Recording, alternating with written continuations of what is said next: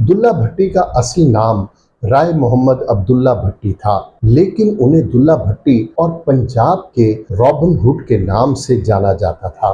दुल्ला भट्टी 1546 को पंजाब के इलाके सांदलबार के शहर पिंडी भटिया में मुसलमान राजपूत जिमींदार घराने में पैदा हुए। उनका कबीला एक बहादुर और जंगजू कबीला था, जिसकी बदौलत पंजाब बैरूनी लुटेरों और डाकुओं से महफूज रहता था। इसी वजह से लोग उस खानदान की बहुत इज्जत करते थे। दुल्ला भट्टी के वालिद फरीद भट्टी और दादा सांदल भट्टी की हुर्रियत पसंदी से खौफजदा मुगल बादशाह अकबर ने उन्हें सजाए मौत दे दी। दुल्ला भट्टी की पैदाइश अपने वालिद की वफात के 12 दिन बाद हुई। अपने वालिद के बाद दुल्ला भट्टी ने भी तहरीके आज़ादी पंजाब को जारी रखा और दीन अकबरी समेत किसानों पर लगाया गया लगान और अकबर की आमरीत मानने से साफ इनकार कर दिया। पंजाब में लोगों को बगावत पर उकसाने और उन्हें अकबर के फरसुदा कवानीन के खिलाफ भड़काने की पादाश में आखिरकार मुगल बादशाह अकबर ने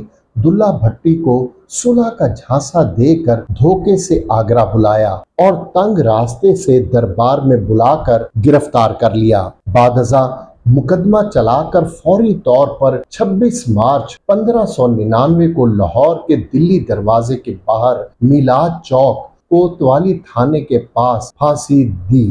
फांसी के बाद दुल्ला भट्टी पंजाब में एक हुर्रियत पसंद हीरो के तौर पर उभरा और अमर हो गया। माधोलाल हुसैन ने आपका जनाजा पढ़ाया और उनके आखिरी अल्फाज को इस तरह बयान किया, पंजाब का कोई गैरतमंद बेटा कभी पंजाब की सरजमीन को फरोख्त नहीं करेगा।